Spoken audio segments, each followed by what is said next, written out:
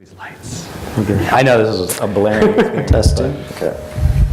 All right, so this is going to be our first panel discussion. It's centered around indie development and the indie business, and looking at various ways that you can be involved in game development that aren't necessarily strictly starting a game company, making a game company, but then also looking at some of the other options that we have available. So joining us today, we have Jeremy, Adam, and Chase. I guess we'll go in that order. If you could just give a quick introduction about yourself. Sure. My name is Jeremy Handel. I run a company called Handelabra Games. We're out of Cleveland. And actually, Handelabra Games is an offshoot from a previous company of mine, Handelabra Studio, which was an app studio, but we've now sort of decided to zero in on this idea of finding these independently produced board game ideas. I promise I didn't actually prompt him to ask that question about board games transitioning to digital in the last presentation. But basically, Kickstarter has sort of funded this new wave of board games. I'm sure here in Columbus you guys know all about that, with Origins and all that. But so we're focused on helping those people bridge the gap by taking their innovative, cool board gaming ideas and bringing them over to digital platforms. My name is Adam Schroeder, as the co-founder of FGL, previously known as Flash Game License, which is a marketplace and community that connects tens of thousands of developers with hundreds of companies that want to license their games or publish their games, all the way from Disney, Cartoon Network, down to just smaller indie guys that run websites like Armor Games or Congregate, Not Doppler, stuff like that. Hi, I'm Chase Grozdina, and I'm the lead engineer for Open Realms Games. Currently, we are an indie startup business that we've been going through kind of the initial steps to create our business from the ground up. We've had a Kickstarter campaign currently on Steam, and we're working to basically get our name out there and become a successful indie company. All right, I think that's actually a good segue, because you recently did a Kickstarter that was successful, and that's kind of started... Well, 2 years ago, but well, relatively in the development world. So why don't you talk a little bit about sort of the things you did to make yourself successful and how that's helped spur where you are right now? Certainly, I mean, that's a very complicated topic. Getting the Kickstarter project out there was multi-beneficial to us. Not only did it help us get the funding for being able to spend the time in developing this, because as you know, working a full-time job, I can't spend all my time developing a game. So Kickstarter has given us that. But it also gave us a start into the community itself. The indie game community is actually fairly large, and there's a lot of people with a lot of interest. And just being out there has given us a lot of contacts, a lot of people who are interested, and also a lot of motivation for continuing to do what we do. I think to definitely in steps for being successful in that, honestly connecting with the community itself, trying to find out who you're actually supposed to speak to online. There's a lot of people out there, there's a lot of people with different interests, and I definitely think that one of the things that we did were successful is trying to target specifically who we're making a game for and who we're trying to appeal to, because the gaming industry is an entertainment market, and that's how we thought about it. Cool. So along the same lines, Adam, a lot of what you do is about building a community and trying to get people connected and focused in a particular area. But can you explain a little bit like how you might partner with somebody like Chase to get their product out, or to? Yeah, I mean, FGL has it's more a B2B business than reaching out to the individual game players. Although we have some new products that are kind of doing that. You would come to FGL for a huge number of possible solutions. I mean, we have an active community of developers that will beta test each other's games and provide feedback, so you can come to it that state. There's collaborative forums where you can find artists to help you with games there. For the web game space, which was our roots, there's a whole model called sponsorships, where basically you would build a game, you would release it for free on the web, some other company would pay you money to brand the game and drive traffic back to their website. Amounts from $100 to $100,000, depending on how good the game was and how well they thought it would resonate. And then they would help, so that would get you some guaranteed money. Usually you could still have the mobile rights, so you could use that game to promote your mobile game if you have that out there. We have all sorts of companies that come to us that just want content. So like if your game is listed with us and someone comes and says, hey, we have this new product, we need 50 games, we have a whole sort of marketplace where they can go through and shop for like licenses of games of different types. So just it's very easy and efficient. We have licensing solutions like we do. There's a lot of international developers we work with, and then when a big company wants to license a game here, they require all these levels of insurance and different paperwork stuff that they don't have. So we have a whole solution for that called Easy License, where we basically license it from the developer. We have the $3 million insurance policy and all the stuff they need to see, and just make it really efficient. Oh, that's cool. So and then our newest stuff is mobile, and it's basically it's geared towards indies. It's basically a platform that lets us operate games rather than just release and be done with them. Like the successful free-to-play games are just constantly looking at the data, iterating, growing the game, adapting the game based on what's good. But for an indie game, a simpler game, usually the motto is you make the game, you release it, and you just you're done, and you hope to see what happens. But even in that context, like if you're just simply like, okay, I want to monetize by ads, ad networks change all the time. Different games monetize in different way from different networks. Different demographic can get monetized better from one network versus another. So I mean, we found ways that we can double or triple ad revenue just by actively managing that process and implementing a bunch of different networks, constantly evaluating what works the best. So I mean, there's any number of ways that we could help make more money from your product, basically. That's a good answer. Before I turn to Jeremy, though, you said something interesting. You mentioned resonate, like things that resonate. So what are you seeing right now from your experience are the kinds of games that are resonating with players, or in a financial sense? Like, what are the games that are drawing attention? I mean, that's different per market. I mean, and I'm a little out of, like the web side is one part of our business. I'm focused on the mobile. So like in the web, there's always like one hot game type, like physics games were hot for a year, then tower defense came, and now, I mean, what's hot is mobile. And what genre, like, it changes all the time. I mean, it's just hidden object games are one that we're having a lot of success with lately, and that Really? kind of resonates well. I mean, it's really more focused, less on what's the current hit, but more what are the ways to sort of maximize the value. Like Android, for example, you think Google Play, or maybe you think Amazon. But there's also Nook, which is a significant market. It's declining. But then even beyond that, there's hundreds of other OEM Android stores that individually aren't really that valuable. But if you can efficiently distribute to all of them, you can get some extra revenue from your titles. And so we just work to kind of make it so the developer can focus more on the game, and we can help with the monetization and extract extra value efficiently. Cool. So, Jeremy, you're running your own shop.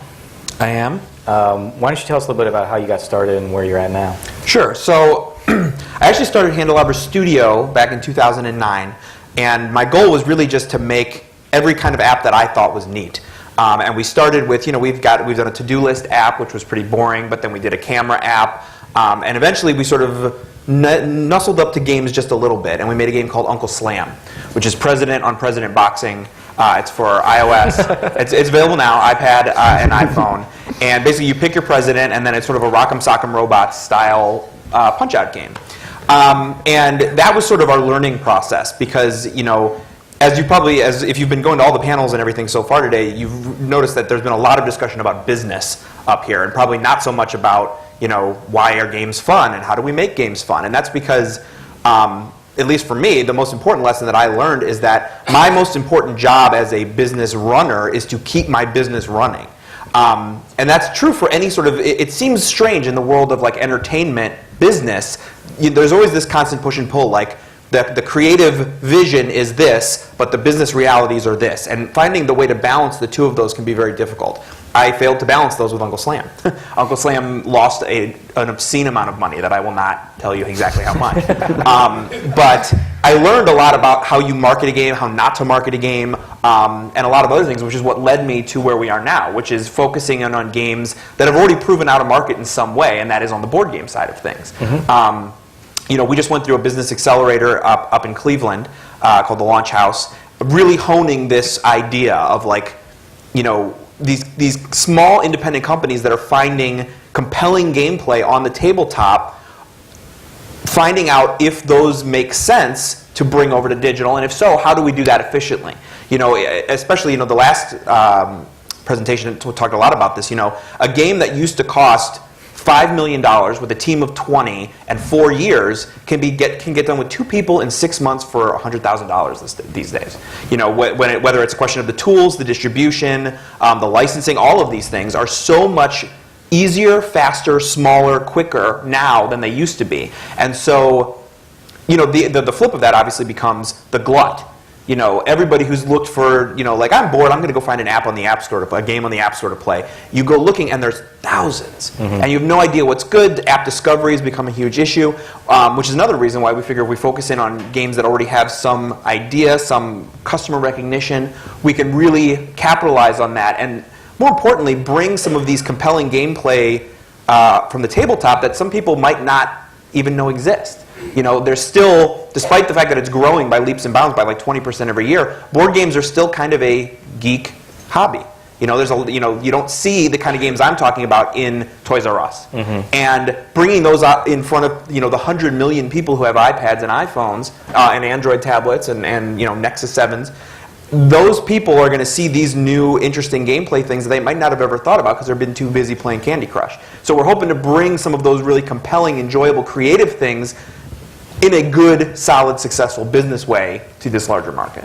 All right. So all three of you have sort of tapped on this, and you just sort of hit on you can now make something for $100,000 over the course of 6 months.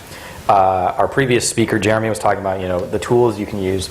The tools are all well and good, and this is a free question for any of you, where do you get the talent? Where do you find good partners to work with and people that are, you can have Unity sitting on your computer, but unless you have a good partner that's willing to work with you this endeavor. So what do you look for when you're partnering or looking for employees or those kind of things?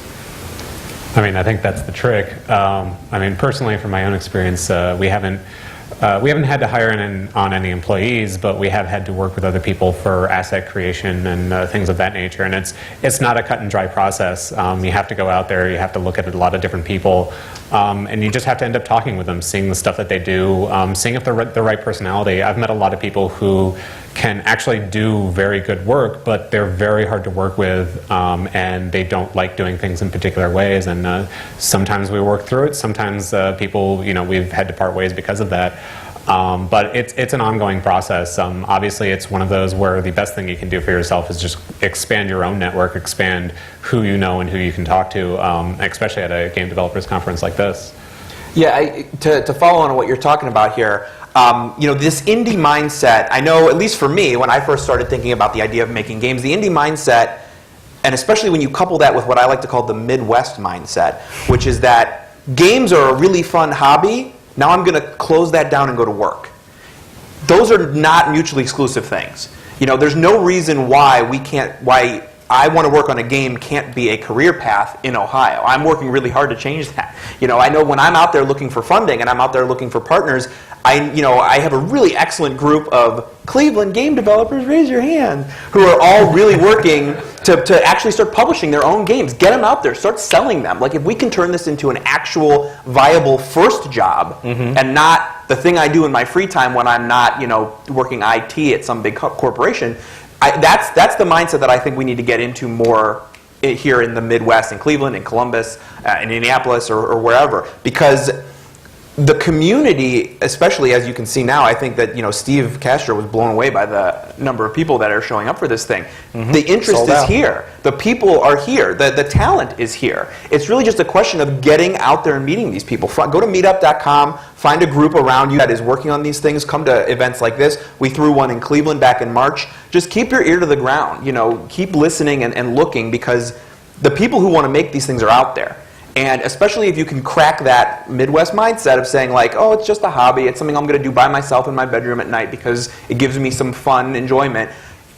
Get out there and start building things. It's never been easier to put a game out there and start making money. And whether you're going to make a lot of money or not is yet to be seen, but you're never going to know until you actually get it out there. And the more you do that, the more people will start to find each other, I think.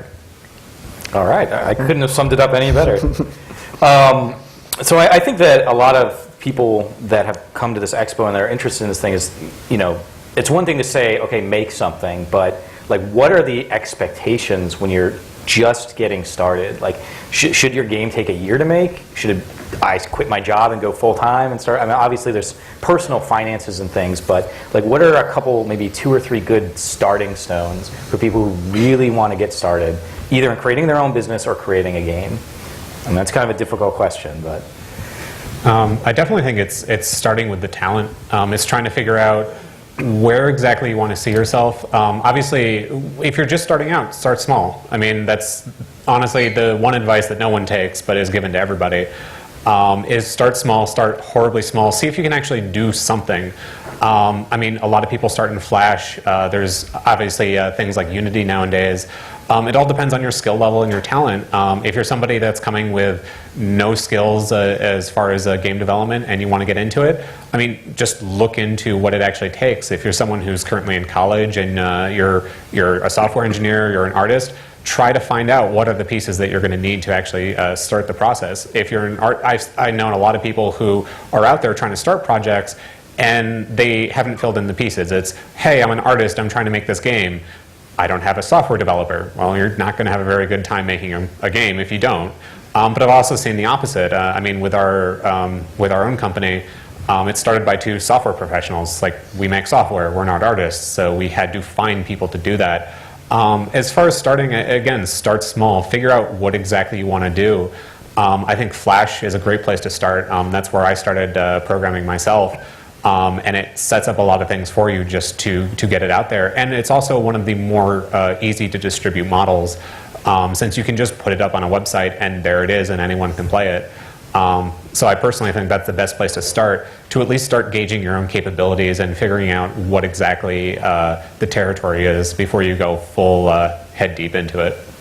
Yeah, definitely small. I mean, you said like a year. Like, I would say if you want to make a game, like, put something out in a month. Like, it doesn't, for the app stores now, Google Play in particular, you can pay $25. You get an account, you can upload your game, it's live in an hour.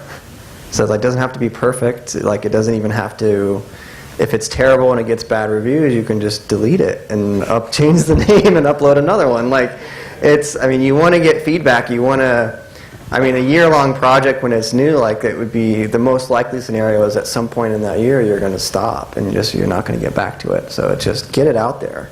And at least I mean, it's better than nothing. You get some feedback, you can learn a little bit, iterate from there. I mean, depending on your financial stuff, like, I actually, game development from an indie side is very hard to, like, support yourself for a living. So I mean, if you don't need to make a lot of money, that can be a great route. It's very exciting, very fulfilling work.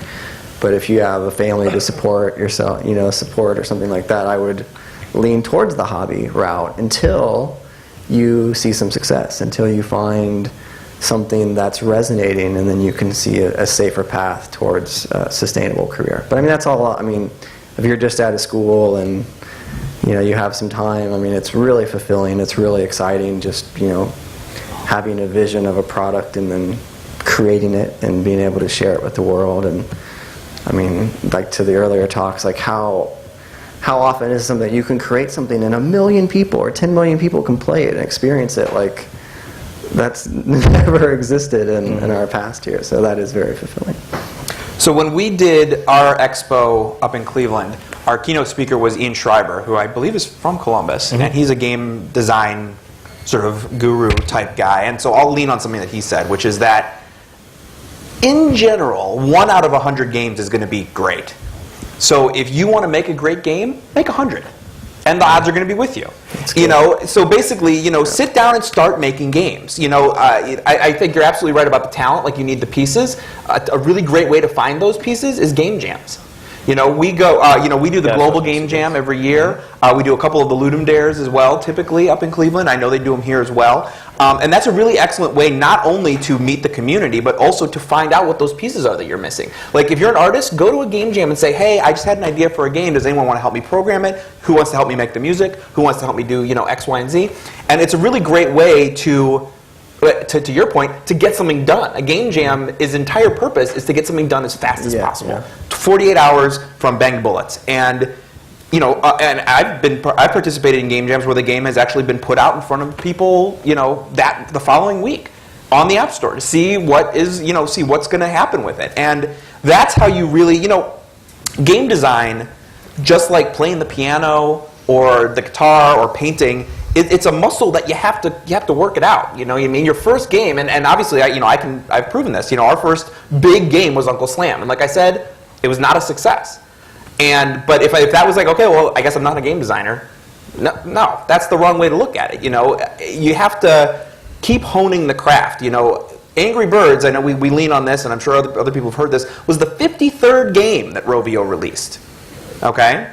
Most of them before that were moderately successful. They did okay, but it took them 53 tries to get to the one that was like, knock it out of the park. Mm-hmm. And I'm not saying that you would necessarily have to wait to 53. You might have to wait till 100, but if you keep doing it, the odds are in your favor that you're going to hit something that really works. And like the iteration, like you were talking about, keep going, keep trying. Maybe tweak it a little bit, put it out there, get real customer feedback, real gamers playing your game, and you'll start to see what's working, what's not. I think that's really the best way to go. Yeah, I think you said a couple interesting things. First of all, I can't recommend like these game jams and stuff enough. Columbus has a bunch. Wherever you're from locally, look at things like tech weekends or the 48-hour gaming groups and whatnot. And a lot of times you can even go to something like that and not know anyone there, and it'll be like the lone artist and the lone programmer, and they just do something for 48 hours and see what it's like.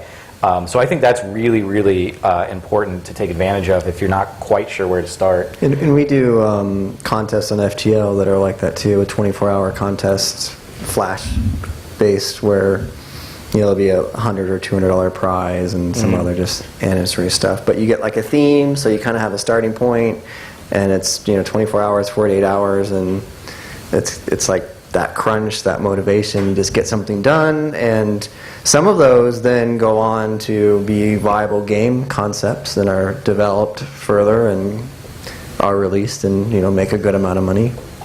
And some is just a fun way to learn. Yeah, one of the sort of best pieces of advice I got a long time ago is, particularly if you're new, find a game that's really simple, something like checkers, or like a game that's already established, it could be a board game, whatever. A very simple game, and make the best damn version of that game you can, using whatever system you want to use. Unity, fool around with Unity. But that'll force you, the game's already designed, you don't have to worry about any of the mechanics, you know the rules, so make the best version of that game using whatever system you want to use, just to kind of get a grasp on what you're doing. And you probably won't ever turn checkers into a multi-million-dollar gaming empire, but at least you can work with a team and you can get something established. I think that's really interesting. So a couple of you also tied on this. We're going to jump back to the heavy business end for a minute. Sort of like the age-old question of fundraising versus crowdsourcing versus investors. I don't know if any of you have any light to shed on which way, starting out or dependent on where your business is, what you should be looking for. The OGDE, for example, understands that investment in games in Ohio is pretty limited right now, and that's something we're trying to change. But I don't know if your experience can shed any interesting light on ways to get that initial funding or continual funding. Yeah. I can dive in first. So we're actually in the process of raising money right now.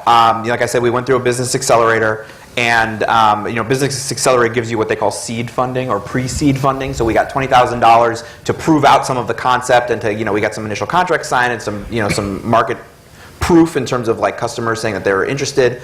But what's interesting is that our particular deal, this first game that we're making, part of the agreement with the board game maker was that we would not use crowdfunding because they use crowdfunding, and they don't particularly want the digital version and the physical version competing for people's attention on crowdfunding sites. So we're sort of forced to go the more traditional route. Right now it's just my partner and I, and neither of us are taking a salary, but we want to get this game out quickly. So we're actually in the process of pitching to investors to try and raise money. I am doing everything I can to not have to go out to California to do it. Mainly because what's interesting about this is when I go out to California and I say we're trying to raise $250,000, they say that's cute. Go back to Ohio. Call me when you need $5 million. It seems crazy, but that's what they say. They say go home and get that from friends and family. But then you come back to Ohio and you say I'm looking for $250,000, and they go, ooh, yeah, you should probably go out to the coast. We don't do that kind of stuff here. But it just shows you the difference in mindset. Here in Ohio, trying to find funding, well, I can't speak to Ohio. In Cleveland, trying to find funding for medical technology, no problem. Even trying to find things for like chemical and even some limited manufacturing is a lot easier. Entertainment, it's like you're speaking Swahili. They have no idea what you're talking about. We're working on changing that. There's actually a couple of us in Cleveland that are actively, pounding the pavement, trying to raise money in the gaming space.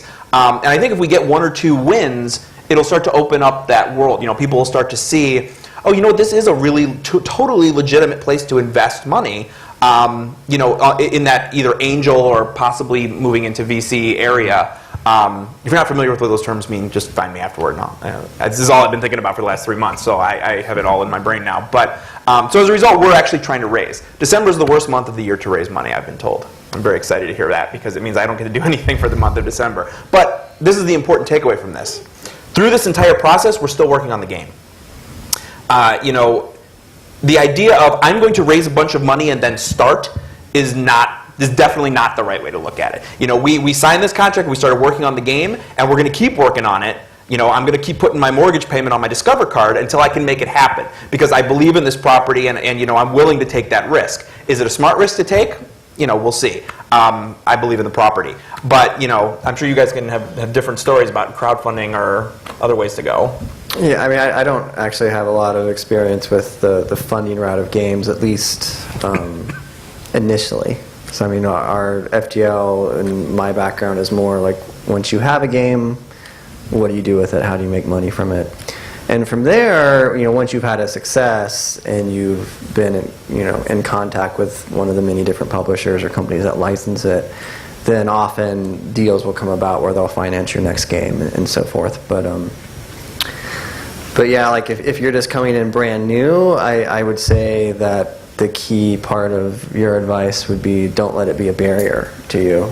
Just start making your game, and even the funding. You can maybe speak on. I've talked to a lot of people that have done Kickstarters that have failed, and it's a ton of time to go in and make this nice video and create this page and all this stuff. So it's like that's time that you could have been building your game too. So there's a whole balance to everything that funding may not be the best use of your time depending on what level you're going at. And again, if you're starting from a hobby side, then you don't necessarily need funding, or you don't need it until you have a proof of concept or you have a release of an early version that's showing tangible metrics, then that you can go to people and be like, look, like this is working. If I had this money, then we can really grow it and make it even bigger. Yeah, I can speak at least from the crowdfunding side of things. I haven't actually or sought any investors of that nature. But as far as the Kickstarter and crowdsourcing goes, it's a wonderful place right now. A lot of people are aware of it. It's been brought to light by a lot of big companies like Double Fine was the big one to kind of break the Kickstarter market. Kickstarter's kind of grown over the past even just 2 years. Before, not a whole lot of people knew about it, and there was a lot of projects on there, but there was still a good amount of attention. Now that Double Fine and a lot of I wouldn't call indie companies, but people who've been in the game industry for a while who don't necessarily want to work for larger corporations but still want to work on their ideas have been getting onto Kickstarter, and it's been growing the popularity of a lot. That's why you get, again, people like Double Fine. Obviously, it's like the Mighty No. 9, the guy who did Mega Man was just on there, and he got $3 million for his project. And there's those people on there, but there still is a lot of room for smaller companies. I think that if you're like as he was saying, if this is your first project, don't get a Kickstarter. Honestly, do a few projects, know exactly where you are, know where your capabilities are, and where you're going.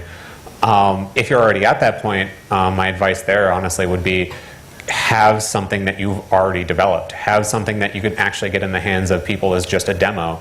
again, it's like you shouldn't necessarily go into this seeking the money first. I mean, you needed to kind of do things, but even with our own project, I mean, we had to take a lot of our own time. Just while I was working a full-time job, just taking on the side, developing the game so that we could actually do a proof of concept to show people.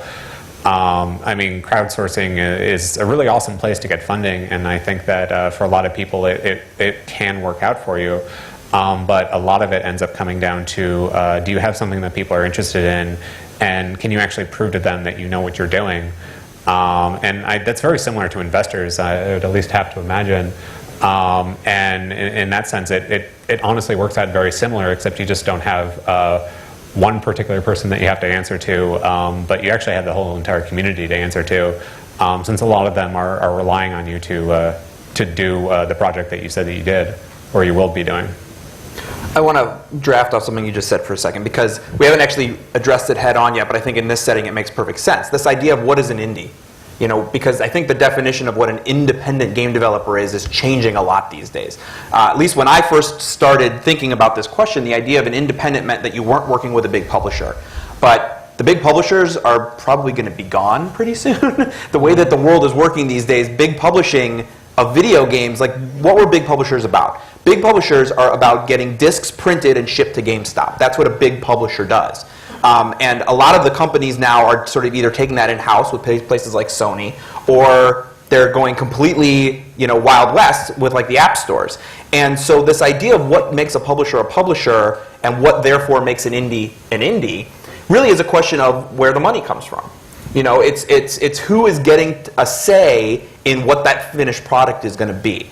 And so now it really more is a question of like, I didn't take any funding or I did crowdfunding. That is like the definition of indie. Whereas if you go out and get an investment from a venture capitalist, you're probably not quite so indie anymore.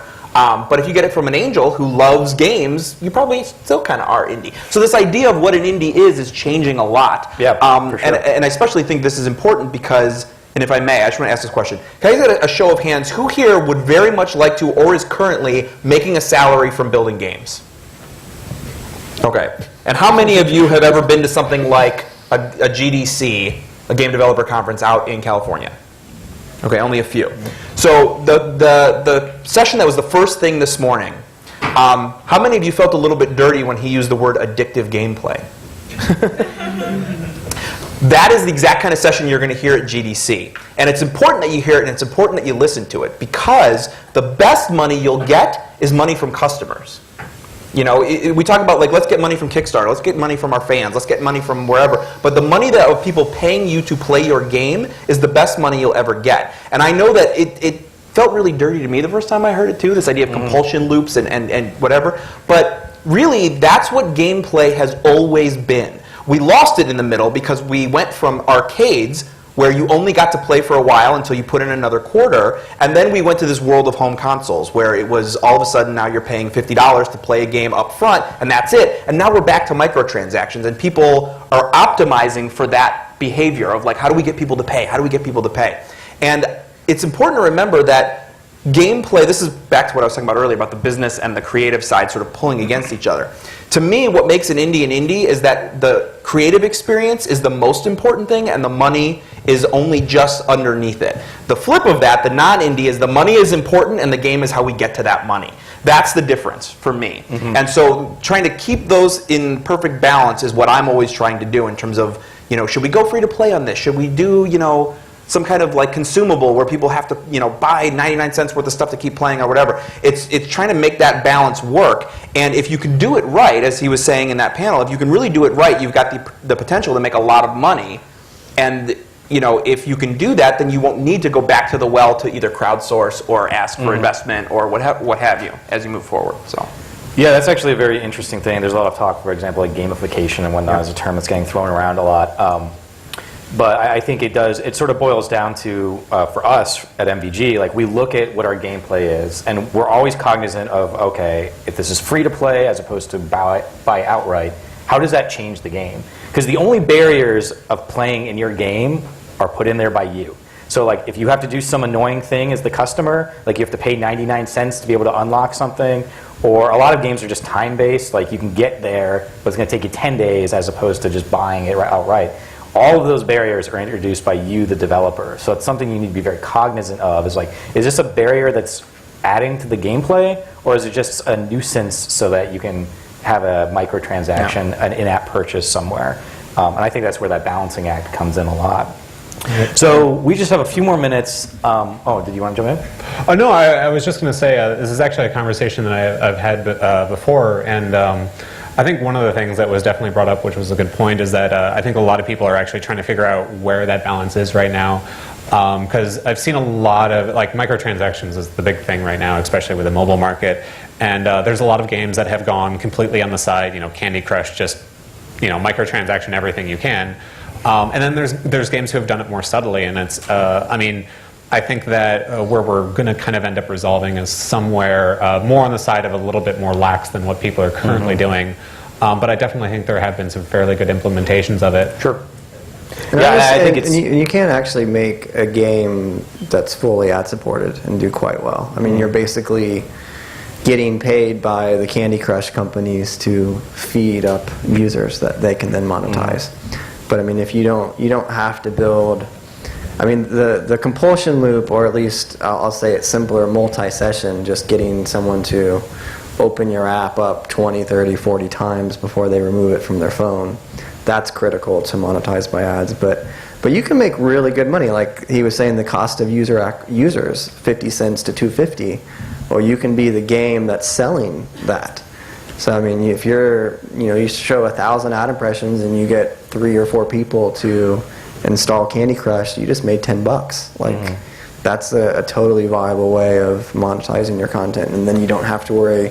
You're inconveniencing the user with ads, but you don't have to worry about paywalls and a lot more complex types of game design features that come in when you're asking for cash. Yeah, it'll definitely be very interesting. I mean, now we're seeing this, like you said, this started kind of in the mobile space, but I mean, now in the consoles, the PS4 and the Xbox One, there's free-to-play games that, Killer Instinct, you download the game and buy extra characters. Things like Dota and League of Legends have become pretty popular using that sort of model, so it'll be really interesting. And just to sort of tie in the concept of an indie developer, Microsoft released their top 50 names or whatever of recent indie developers for their new system, and Crytek was on there, and I was like, Crytek, seriously? If you would think, but I mean, they are, they're not beholden to a publisher, they're their own entity that funds themselves, but when you think of somebody like indie, you generally don't think Far Cry and Crysis, right. But it's just the way the world is. I think it's a change in the nomenclature more than anything else. Yeah. I definitely, someone told me this at one point, which, because there's definitely depending on how you look at it, an independent or indie game developer, there's a lot of different definitions for it. Obviously, there's the more business definition of where you're actually getting your money from, which is, I think, where it started. But then there's a lot of people who, again, you look at Crytek and you're like, that doesn't seem like an indie company to me. Someone ended up explaining it with movies, where the difference between an independent movie and a indie movie. And basically, an independent movie would be the more black and white high schooler who ended up taking out a camera and had a very odd shots, and they're trying to do something very creative and artistic. And then you have the indie films, which they seem to have a very large budget for what they're doing, and they end up making things that are a little bit more offbeat than what you might normally expect from some of the larger corporations. And I definitely think that there is room for variation of the terminology there for companies that are not necessarily getting funding from particular sources, but also how much funding they're getting. Because obviously it's Starbound actually got released recently on Steam, and I actually had a chance to talk with the creator of that.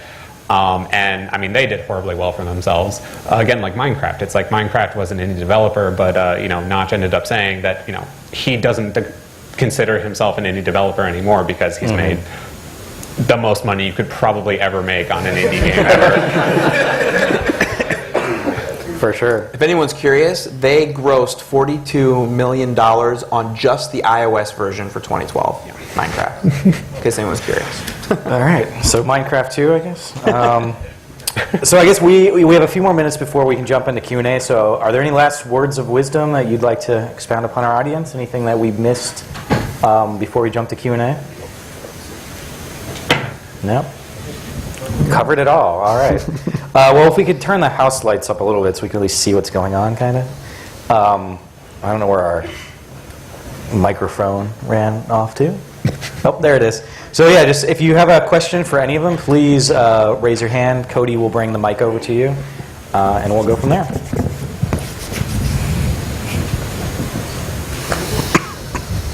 As someone who did the Midwest career line and was told, like, games aren't a viable thing, I'm going to be in my end year of law school, and I was just wondering, for you guys, it sounds like FGL has made licensing easier, but what legal problems do smaller developers face that don't have, EA's army of lawyers to, work out any licensing or problems? Well, from our point of view, like I said, we are going after a very specific, what I consider underserved market. And as a result, it's not sort of, the David and Goliath situation. Like, I'm not approaching Marvel to try and license their property to make a video game. Because if I did, I would get a very short end of that stick. I'm coming sort of as as equals, we're coming together. You're a small independent board game maker, I'm a small independent video game maker. Let's make a deal so that everybody can make money. I have a lawyer, they have a lawyer. That's not a team, but I don't know. I think it's really just a question of finding out what is a good fit, because if you're working at something that is the right fit, it's probably not going to be all that hard. Like I said, if I did decide, I'm this one guy in Cleveland who's got a partner who's in Halifax, and now we're going to fly out to California to try and lock down DC superheroes for a game, that's going to be an uphill battle. But just like we're talking about, start small in terms of the games you're making, start small in terms of the licenses that you're pursuing, if that's the kind of thing you want to do. So the game that we're making is a game called Sentinels of the Multiverse. It's sold probably about 35,000 copies as a board game so far. It's not Settlers of Catan. It's not Carcassonne. It's not selling millions. But it will someday. It's a great game. And so we're trying to get them early. And there's a lot of them out there. So that's, it's not like, we only have one or two people to partner with. There's hundreds of independent game makers out there. So we're not finding it to be a problem. If you're going to publish your own game, your own IP yourself, then there's really no legal stuff that you have to worry about.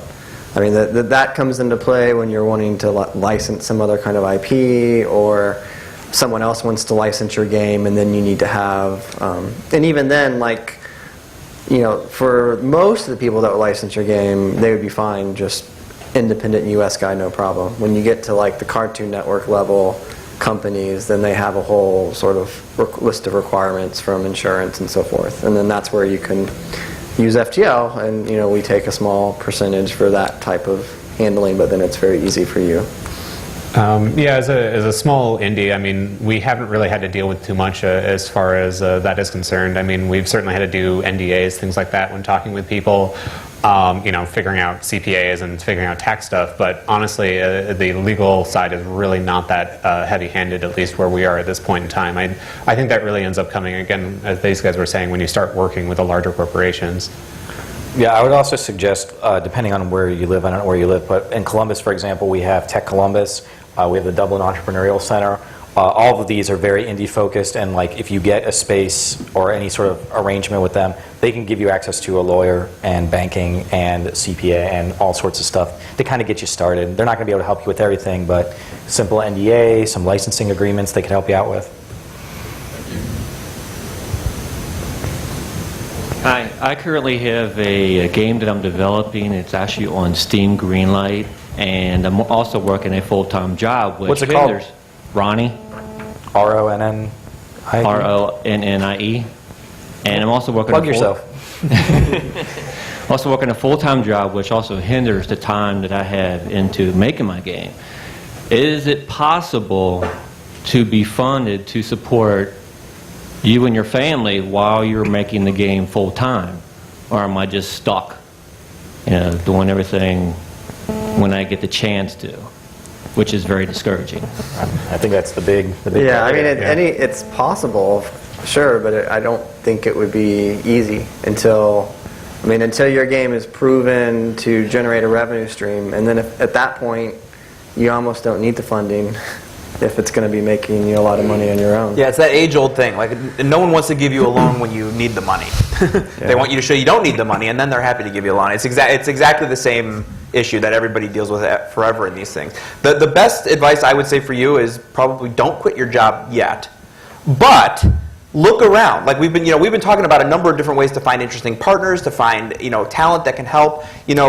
And frankly, maybe try and find some money. If depending on what stage your game is at, it may be right for a Kickstarter. Mm-hmm. If you can show compelling gameplay and you can show a really clear way that you're going to be working yourself towards a profitable state, maybe try it. Maybe don't try Kickstarter. Maybe try Indiegogo, which is a little bit have slightly different rules about these sorts of things and is a little bit more of a free-flowing community. Kickstarter is kind of like the big 600-pound gorilla. Indiegogo does a lot of other sort of quirkier types of projects. So that might be, it's going to get you less traction, but they tend to have a different type of a crowd over there. So it might be worth looking. I would say, unlike what I did, because I did quit my job to do this because we were making just enough money to make that a viable thing. But ever since then, now I've been on this roller coaster of having to go and try to find more fundraising as other projects haven't been as successful. So, you just got to be ready to know what's going to happen if you take that route. Because plenty of people do it. And there's certainly a number of people out there for whom, I chose to quit my job and live off my credit cards, and if I hadn't have done that, this game never would have gotten done. Depends on how passionate you are. If you're willing to take that risk, then take it, but I wouldn't do it lightly.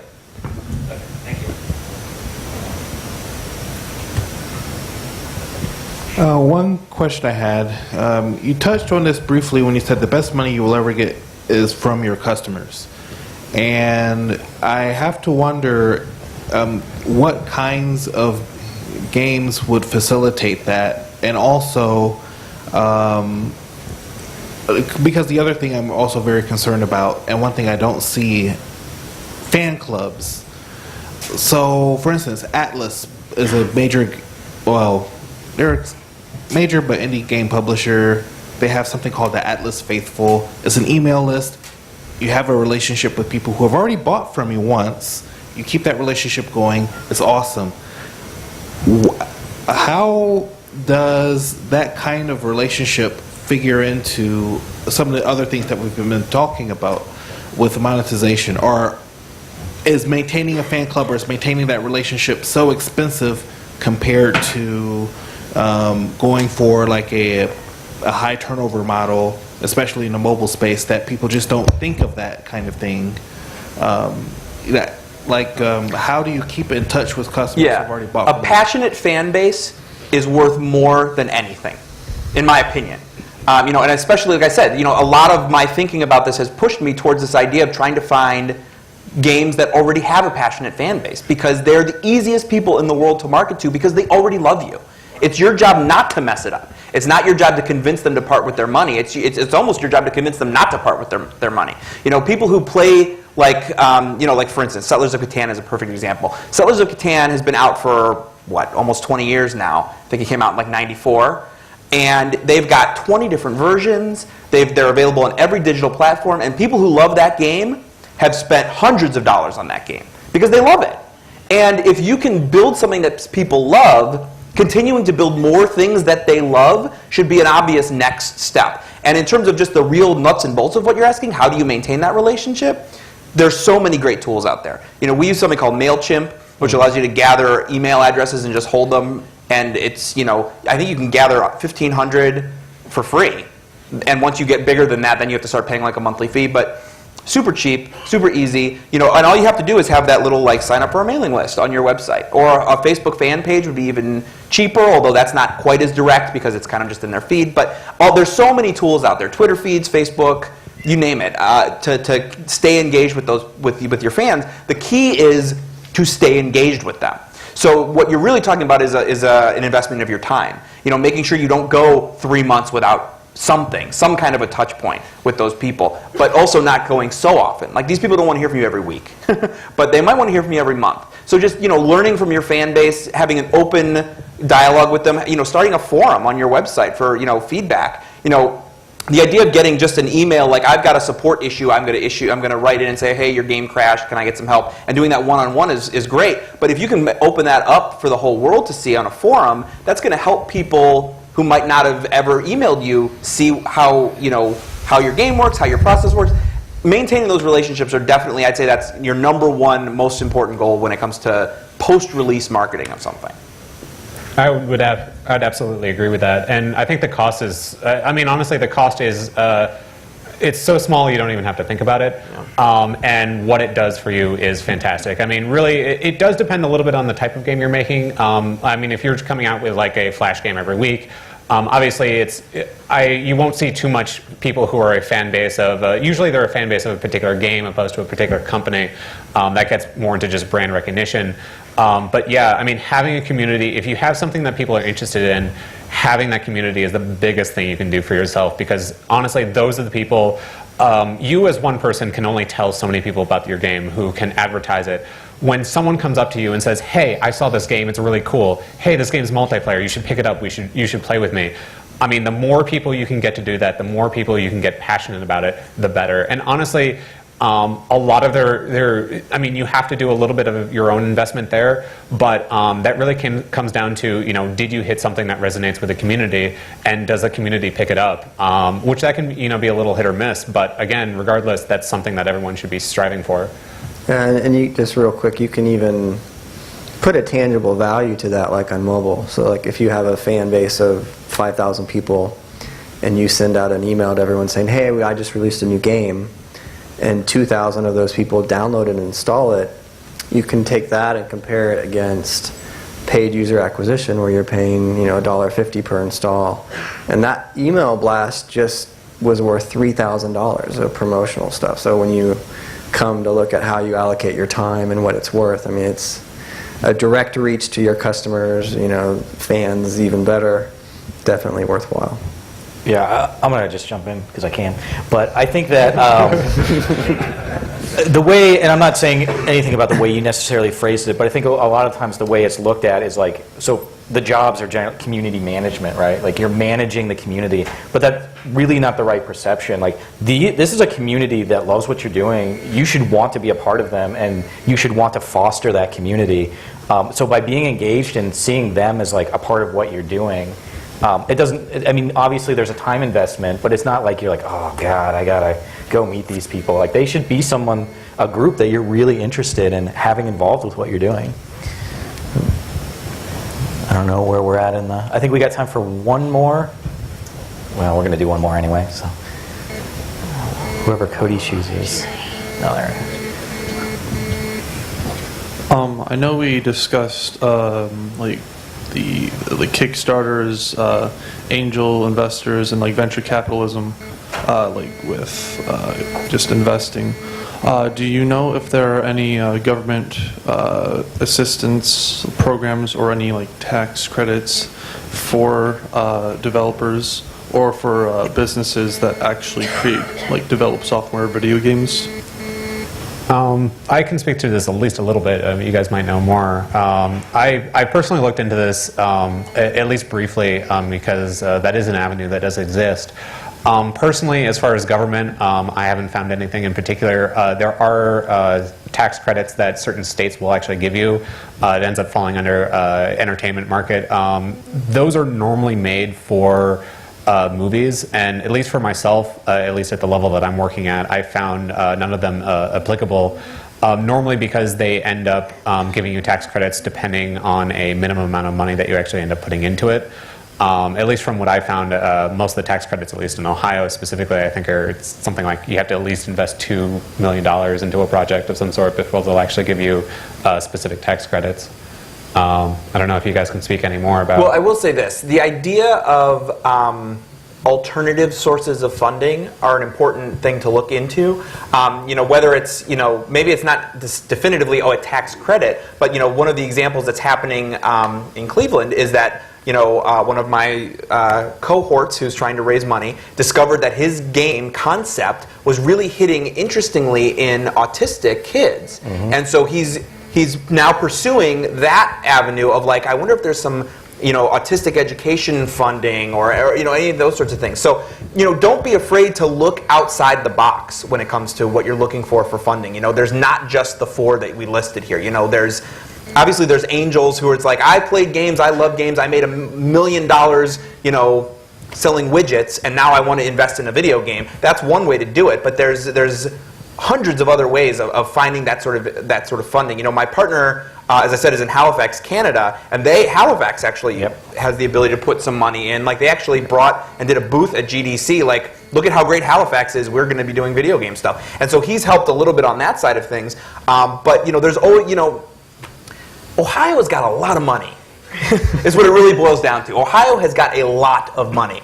The trick is trying to get these people to understand that they made all their money over the last 100 years, and now it's time to open those up and start putting it back into Ohio. Because, you know, we're never going to be making, you know, we're never going to be a huge manufacturing base again. That's just not the way that the world is going to work. We need these people to start to understand that the information economy, the digital economy, the games economy, this is where things are going. And if they want to be on the leading edge of it, it's time to start reinvesting. So that was a bit of a soapbox moment for Dan. No, it's really it's really important. Most people don't realize that, like, the game industry is larger than music and movies combined. Yep. In terms of revenue, I mean that's something like the last 8 out of 10 biggest entertainment releases were games. Yeah. You know, like Halo, Grand Theft Grand Theft Auto Auto. 5 was the single largest best-selling product, single product. I think, just in response, I don't know if our Canadian neighbors are here, but the Canadian government does offer some funding through what their equivalent of, like, the National Endowment for the Arts is. But tying into what you guys say, you'd be surprised, like, if you're developing a game and that technology can also be used in a different industry, there are tax credits and funding available. One of the booth spaces that we have, YEI Technologies, who I encourage you to go use their technology if you haven't yet. Their technology started in robotics. They were looking for robotic stabilization, and then they found out that we can do motion capture and virtual reality with this technology. So yeah, keep your mind open. There's a lot going on. I would like to thank Jeremy, Adam, and Chase for joining us here. So let's give them a round of applause.